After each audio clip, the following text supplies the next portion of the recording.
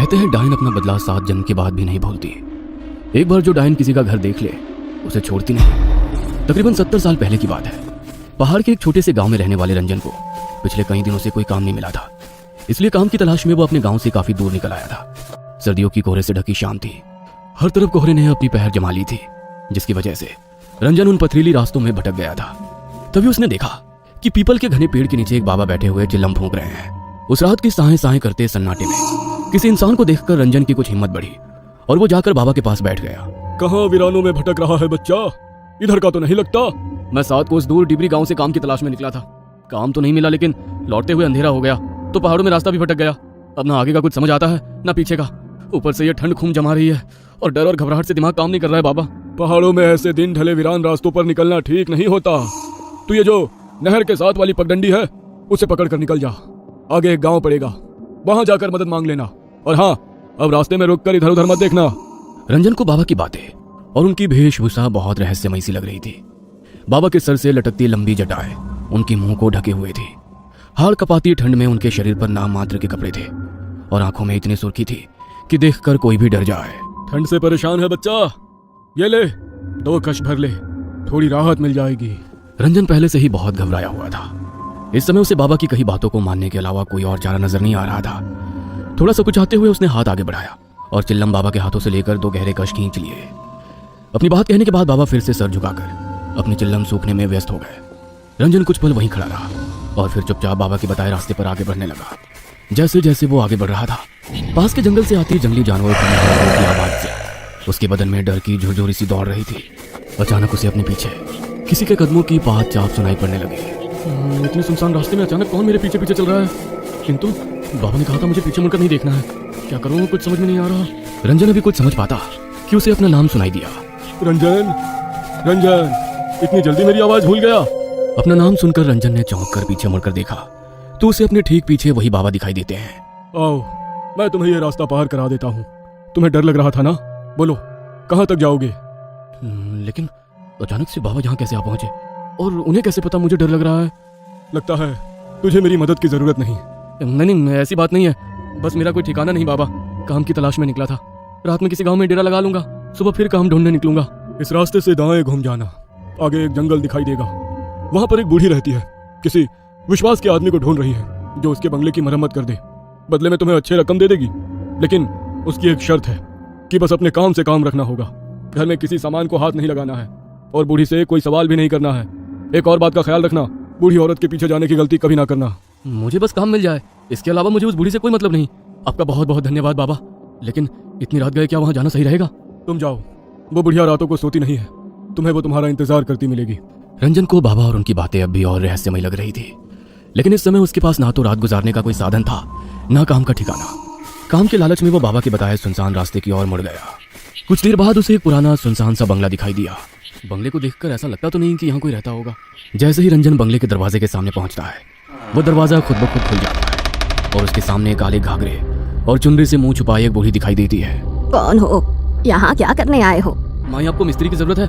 मैं आपका काम पूरा कर दूंगा, बस काम की तलाश में यहाँ आया हूँ। हाँ ठीक है, मुझे ज्यादा सवाल करने वाले लोग पसंद नहीं। बातें नहीं, बस काम पर ध्यान देना। जी समझ गया। और मेरी दिहाड़ी? पैसों की तू चिंता मत कर, तेरी इच्छा से ज्यादा ही मिलेगा। बूढ़ी उसे अपने साथ बंगले के अंदर ले जाती है। अंदर का माहौल कुछ अजीब था। पूरे घर में अजीबो गरीब सी चीजें दिखाई दे रही थी। जगह जगह छोटे छोटे आईने लटके दिखाई दे रहे थे और उन आईनों के साथ अलग आकार की काले कपड़े से बनी गुड़िया लटकती हुई दिखाई दे रही थी। उन सभी गुड़ियों को देखकर रंजन को कुछ अजीब सी सिहरन महसूस हो रही थी। काली गुड़िया की आंखों के आसपास लाल रंग टपकता दिखाई दे रहा था, जिससे वो बहुत भयानक दिखाई दे रही थी। ये घर कुछ अजीब सा क्यों महसूस हो रहा है मुझे? इतने अजीबो गरीब सामान, लेकिन बुढ़िया ने कहा है कि कोई सवाल नहीं करना है। इसलिए अपने मन की शंका मनी में दबाए रंजन बंगले के उस भाग में पहुंच जाता है जहां पर उसे मरम्मत का काम करना था। बुढ़िया ने उसे रात में ठहरने कोई कमरा दिखा दिया और अगले ही दिन से काम शुरू करवा दी। इस आंगन को खोद कर यहाँ पर एक पक्का कुआं बनाना है। कर पाओगे? मेहनत का काम है। और हाँ, इसके आसपास चारों ओर दीवार बनाकर घेरा भी करना है। रंजन खुशी खुशी काम करने के लिए तैयार हो गया था। दिन भर बिना मुंह से चूं की भी आवाज किए वो अपने काम में लगा रहता। बदले में बुढ़िया उसे दुगनी मजदूरी और दोनों टाइम का खाना खिला देती। 1 सप्ताह के बाद काम पूरा हो गया, ये ले तेरा हिसाब। डिमरी गांव से आया है ना तू? हाँ, डिमरी से ही आया हूँ, लेकिन आपको कैसे पता? रंजन की बात सुनकर बुढ़िया ने गुस्से से उसकी ओर देखा। बोला था ना कोई सवाल नहीं। सुन, मेरा एक काम करेगा। तेरे गांव में एक आदमी रहता है, सज्जन सिंह, जानता है उसे? नहीं, जानता तो नहीं हूँ, लेकिन उसकी गांव में एक बड़ी दुकान है, इसलिए नाम सुना है उसका। मेरा दूर का रिश्तेदार है, उस तक कुछ सामान पहुंचाना है। तुझे इस काम के बदले मैं थोड़े पैसे और दे दूंगी, करेगा ना? रंजन खुशी खुशी बुढ़िया का सामान पड़ोस गांव तक पहुंचाने को तैयार हो जाता है। बुढ़िया ने एक पोटली बांधकर उसे थमाई और कुछ पैसे देकर विदा कर दिया। रंजन ने एक सप्ताह काम करके अच्छा धन इकट्ठा कर लिया था। पोटली लेकर वो सज्जन सिंह के घर पहुंच जाता है। जी, क्या आप ही सज्जन सिंह हो? और सज्जन सिंह के लिए ये सामान उनकी किसी जानने वाली ने भिजवाया है। कहाँ से आए हो? किसने भिजवाया है? मुझे ज्यादा जानकारी नहीं है, मैं तो 7 कोस दूर काम करने गया था। वहीं एक बुढ़िया मिली जिसने ये सामान आपको देने के लिए कहा। सज्जन सिंह हैरानी से वो पोटली को देखता है तो उसकी चीख निकल जाती है। तुरंत ही वो उस पोटली को वापस बांधता है और उसे वापस पकड़ा देता है। इसे तुरंत वापस देकर आओ, जिसने तुझे ये दिया है। ये मेरा सामान नहीं है, और खबरदार, अगर आज के बाद यहाँ दिखाई दिया, मुझसे बुरा कोई नहीं होगा। सज्जन सिंह को गुस्से में देखकर रंजन पोटली लेकर अपने घर आ जाता है। आजकल किसी के साथ भलाई करने का जमाना ही नहीं रहा। 7 कोस से मैं ये पोटली ढोकर लेकर आया और यहाँ आकर उस बूढ़े ने सामान लेने से इनकार कर दिया। कहता है मैं तुरंत जाकर उसे वापस करके आऊँ। अरे छोड़िए ना, आपको क्या जरूरत है वहाँ जाने की? इसमें जो भी सामान है उसे हम रख लेते हैं। कोई मूर्ख ही होगा ना जो इतनी दूर ये सामान लौटाने जाएगा। पागल मत बन, हमें इसे खोलने की भी जरूरत नहीं है। जो भी सामान है हम वापस कर देंगे, बस। जो अपना नहीं वो मिट्टी। रंजन की पत्नी को जाने की आज़िद थी। वो हर हाल में देखना चाहती थी कि इस पोटली में बुढ़िया ने क्या कीमती सामान दिया है। इसलिए रात को रंजन के सोने के बाद वो पोटली खोल देती है। पोटली देखकर उसके पैरों के नीचे से जमीन निकल जाती है। इस पोटली में तो बड़ा ही अजीब सा जादू टोने का सामान रखा हुआ है। हे भगवान, कहीं इसीलिए तो उस बूढ़े ने इस सामान इनसे वापस करने को तो नहीं कहा था। और ये क्या, इस काली गुड़िया ने तो हूबहू मेरे जैसे कपड़े पहने हुए हैं। उर्वशी पसीने से तरबतर हो गई थी। अगली सुबह, सुनिए जी, ये पोटली उस बुढ़िया को वापस देकर आइए, और चाहे जो हो जाए आप वहाँ एक पल को भी ठहरना मत। तूने ये पोटली खोली थी क्या? नहीं नहीं, मैंने कुछ नहीं देखा, बस तुम ये वापस देकर आओ। रंजन वो पोटली लेकर घर से निकलकर अभी कुछ ही दूर पहुंचा था कि सज्जन सिंह के घर से रोने की आवाजें सुनाई दी। अरे भाई, बड़ी बुरी मौत हुई सज्जन काका और उनकी पत्नी की। लगता है किसी ने मारकर फांसी पर लटका दिया हो। लेकिन हैरानी की बात तो ये है कि कमरा अंदर से बंद था। ऐसा कैसे हो सकता है भला? भाई, मुझे तो कुछ ऊपर का चक्कर लग रहा है। ये किसी इंसान का काम नहीं हो सकता। हालत देखी थी दोनों की, पूरा शरीर ऐसे मरोड़ा हुआ था जैसे कोई कपड़े की गुड़िया को मरोड़ता है। रंजन को गांव वालों की बात सुनकर एक झटका सा लग गया था। एक के बाद एक उसे सज्जन सिंह की कही हुई बातें और पोटली देखने के बाद डर से सफेद पड़ा चेहरा याद आने लगा। ना जाने क्या पहली है इस पोटली की। कल मैंने ये पोटली दी और आज सुबह उसकी मौत हो गई। रंजन तेजी से बुढ़िया के बंगले की ओर बढ़ा जा रहा था। आज जब वो बंगले के सामने पहुंचा तो पाया बंगले के दरवाजे पर एक ताला लटक रहा है और बंगला भी उसे कुछ ज्यादा ही सुनसान सा नजर आया। रंजन अब इस बंगले और बुढ़िया का सच जानना चाहता था, इसलिए वो ताला तोड़कर उसके अंदर घुस जाता है। अंदर का नजारा देखकर उसकी आंखें आश्चर्य से फैल गई थी। बुढ़िया के कमरे में 3 नई काली गुड़िया लटकी हुई थी और उसमें से एक गुड़िया के कपड़े उसे कुछ जाने पहचाने नजर आ रहे थे। रंजन घबराकर उस बंगले से निकलकर बाहर सड़क की ओर आ जाता है। भाई, कुछ पता है ये बुढ़िया कब तक लौट कर आएगी? रंजन की बात सुनकर उस आदमी ने उसे ऊपर से नीचे तक घूरते हुए कहा, पागल पागल है क्या भाई? ऐसा क्यों कह रहे हो भैया? क्योंकि यहाँ कोई नहीं रहता।